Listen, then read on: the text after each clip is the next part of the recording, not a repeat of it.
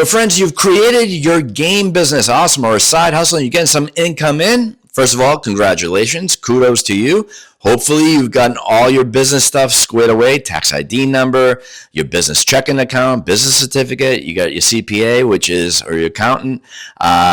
That's really, really important. And full disclaimer, I'm not a financial professional, so I'm not going to tell you, to take my advice. It's something you have to be talking to your accountant with. But I'm going to give you just some tips in regards to, as a game producer for 25 years, on what can be written off, certain other things, but ultimately that's something that you have to approach your CPA or your accountant with. So the one thing I want to mention is this: I'm not going to be talking about brick and mortar type of game businesses, with all due respect. Your game room type of scenarios, amusement. I'm not talking about that. I'm definitely not talking escape rooms.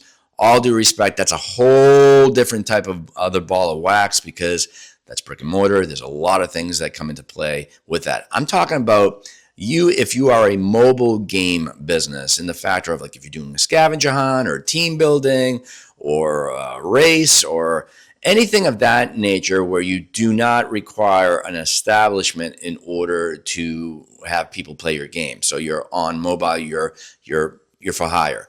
The key thing is, also, if you do start creating a team, in regards, they most likely become independent contractors as well. If you want to put them on a payroll, again, that is something. Either way, independent contractor or payroll, talk to your accountant on that. But first and foremost, I would say, stay solo. That's probably the best as a solo entrepreneur, listed on your information. The key thing I want you to understand is that what can be written off might be a little bit more minimal, but also take advantage of other things too, right? So let's not forget about that. The key thing is that what you have to keep in mind is your materials: paper, ink, props, whatever it is that requires you to create the game and to issue it to your players that are going to be competing in that game. Are there other items that are not issued to players, but in order to create stations, for example, in the factor, let's say you were doing an obstacle course, obviously you need stations, that obviously is an expense. Advertising is an expense. Advertising in the form of Google ads, social media, you name it, in regards to that. Printed ads, which nowadays don't get used as much. In regards to tools, right? So if you're using, let's say, maybe CapCut or Final Cut Pro or your computer, all that stuff can be written off. That is stuff that you have to understand. Do you have prizes in your game? That can be written off.